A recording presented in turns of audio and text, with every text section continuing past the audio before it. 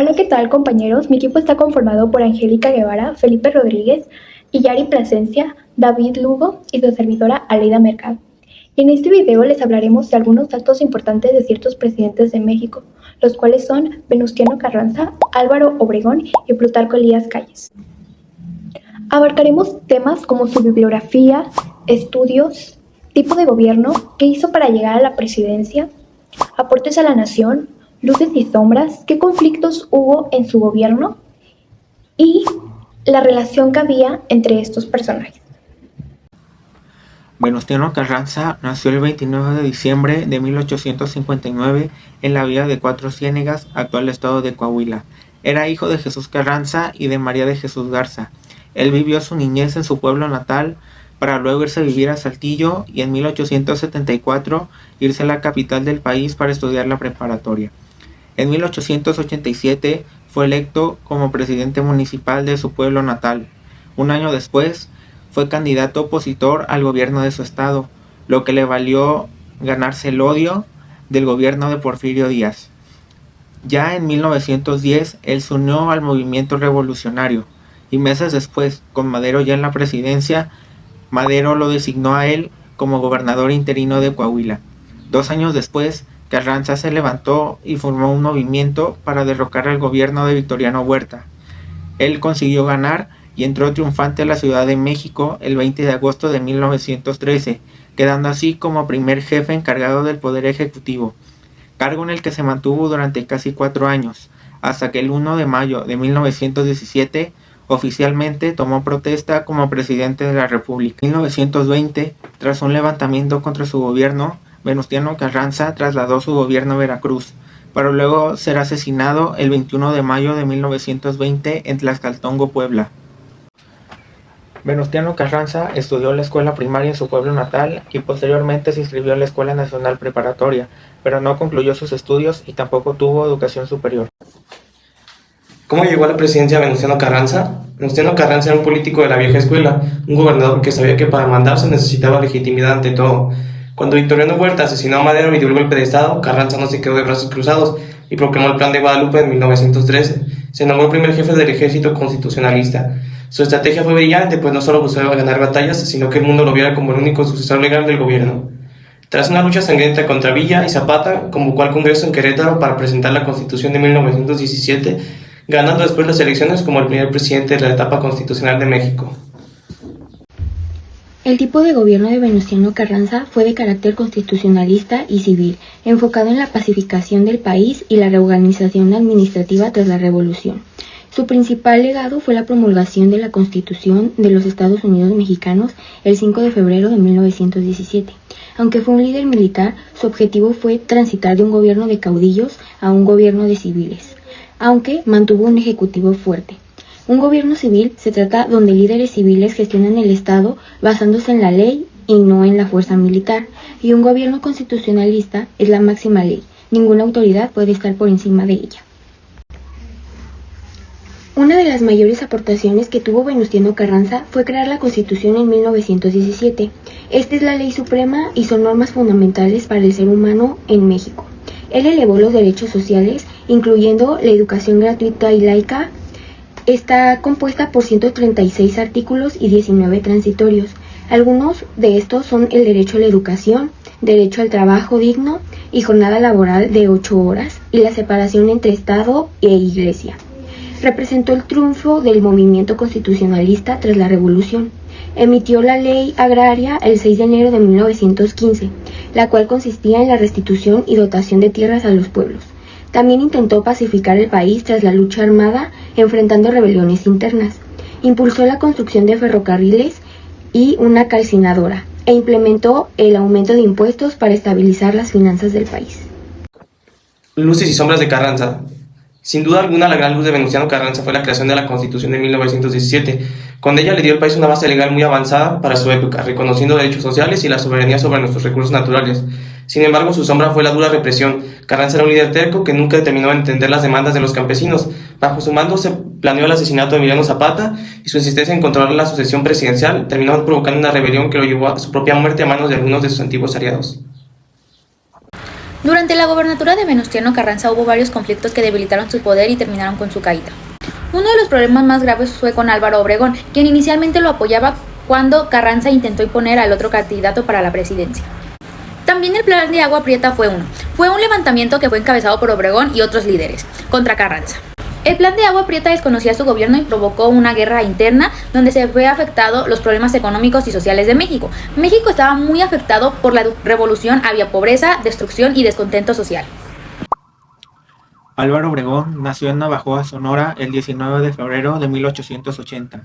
En su niñez vivió en Guatabampo y en Álamos, donde pudo hacer sus estudios primarios.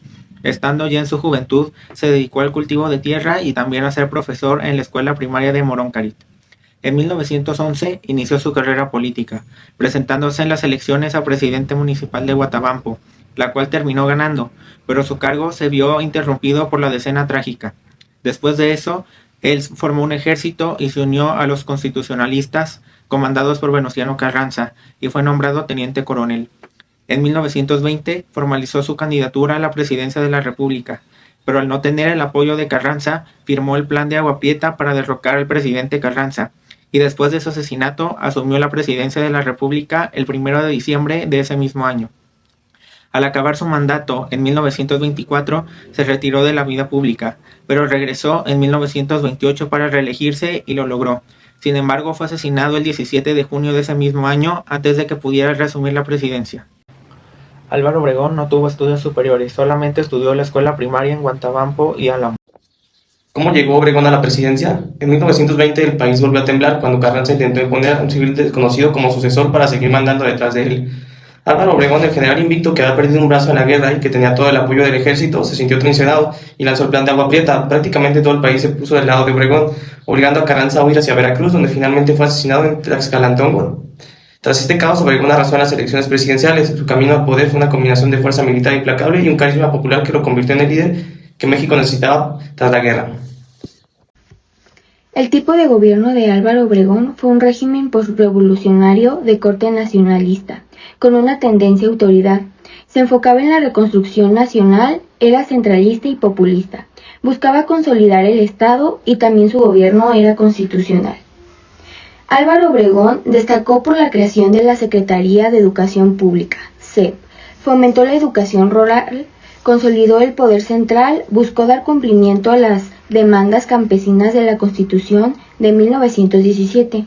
También logró el reconocimiento de Estados Unidos en su gobierno e impulsó la creación de la Confederación Nacional Obrera Mexicana.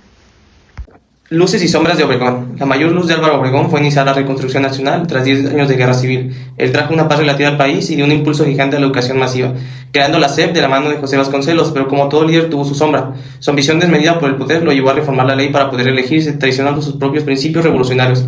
Esta decisión causó una crisis política masiva y terminó de una forma trágica con su asesinato en un restaurante de San Ángel, justo cuando se preparaba para volver a ocupar la silla presidencial. Durante la gobernatura de Álvaro Obregón surgieron varios conflictos. Uno de los problemas principales fue la oposición de grupos que no estaban de acuerdo con su gobierno, especialmente los antiguos revolucionarios que sentían que sus ideales no estaban cumpliendo. Además de que existían varias tensiones con sectores conservados y la Iglesia debido a las políticas del Estado.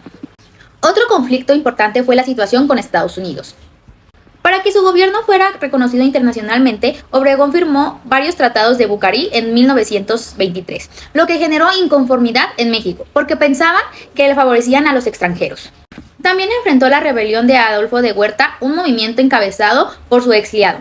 Adolfo, quien opuso a la imposición de Plutarco Elías como sucesor. Este conflicto provocó una guerra interna que logró controlar. En el ámbito social hubo varios conflictos con trabajadores y campesinos, aunque Obregón intentó apoyarlo mediante reformas agrarias y educativas. Plutarco Elías Calles nació en Guaymas, Sonora, el 25 de septiembre de 1977. Ahí estudió la escuela primaria y posteriormente en su juventud ingresó a la Escuela Nacional del Estado en Hermosillo, donde se preparó como maestro de letras básicas. Para el año de 1911 ingresó al Ejército Revolucionario de Álvaro Obregón y en 1915 alcanzó el grado de coronel por sus acciones militares. Más tarde, en ese mismo año, Carranza lo nombró gobernador de Sonora, cargo que mantuvo hasta 1920. Con el presidente Álvaro Obregón lo nombró secretario de Gobernación. Para el año de 1924, Calles ganó la presidencia de la República para el periodo de 1924 a 1928. Después de su periodo presidencial, en 1929 creó el Partido Nacional Revolucionario, que actualmente es el PRI, debido al asesinato de Álvaro Obregón. En los siguientes años, Calles influyó en los 3 presidentes siguientes a él, periodo que fue conocido como el Maximato.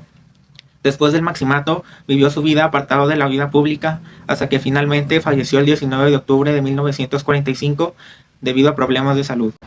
Estudió la educación primaria en su natal Guaymas y posteriormente hizo una preparación para ser maestro en la Escuela Nacional de Hermosillo. ¿Cómo llegó Calles a la presidencia?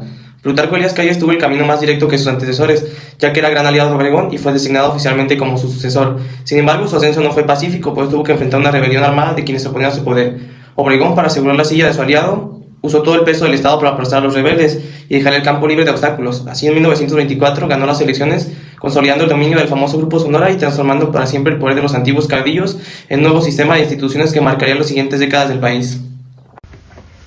El tipo de gobierno de Plutarco Elías Calles fue autoritario. Fue caracterizado por la centralización de poder político y la represión de movimientos armados y una estricta política anticlerical que fue lo que provocó la Guerra Cristera. Modernizó el ejército y reprimió disidencias para consolidar el poder central. Plutarco Elías Calles creó la Banca Central para organizar el sistema financiero y emitió la Ley General de Instituciones de Crédito. También fundó el Partido Nacional Revolucionario, fundó el Banco Nacional de Crédito Agrícola y el Banco Ejidal. También construyó varias carreteras y reorganizó el ejército. Fundó la Escuela Normal de Maestros y la Escuela de Artes y Oficios. Luces y sombras de Calles. La luz más brillante de Plutarco Elías Calles fue la modernización institucional. Fundó el Banco de México y puso las bases del sistema de partidos que dio estabilidad al país por mucho tiempo. No obstante, su sombra más profunda fue la intolerancia religiosa que desató la guerra cristera en todo el país. Además, tras dejar la presidencia, instaló el periodo conocido como el Maximato. Durante este tiempo, él actuaba como el jefe máximo y manejaba a los presidentes como si fueran simples títeres, limitando la verdadera democracia para mantener el control absoluto desde las sombras. En la gobernatura de Plutarco Elías Calles también hubo varios conflictos.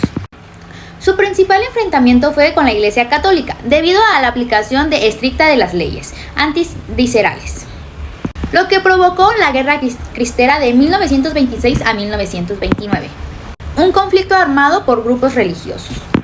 También tuvo varios conflictos políticos, ya que buscó mantener su poder después de su mandato, lo que generó tensiones con otros líderes. En el ámbito social y económico persistieron problemas como pobreza y descontento porque todos los sectores se beneficiaron. Yo les contaré de la relación que había entre estos 3 presidentes. Los 3 formaban parte del movimiento constitucionalista. Su objetivo era derrotar el gobierno de Victoriano Huerta. Carranza era líder político, mientras que Obregón y Calles eran militares importantes. En esta etapa, los 3 eran aliados.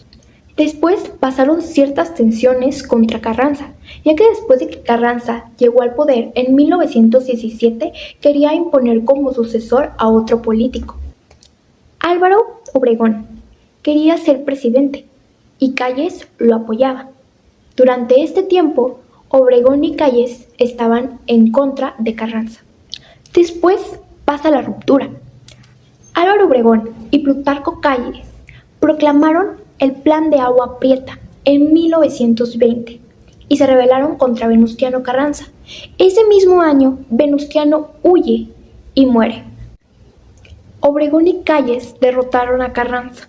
Después, Álvaro Obregón llega a la presidencia y Plutarco Elías Calles se convierte en su aliado cercano y se volvieron aliados fuertes y estratégicos. En conclusión, aprendimos muchas cosas de estos 3 personajes: Venustiano Carranza, Álvaro Obregón y Plutarco Elías Calles.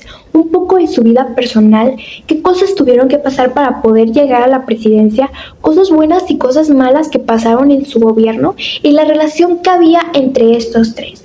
Esto sería todo de nuestra parte. Muchísimas gracias por su atención.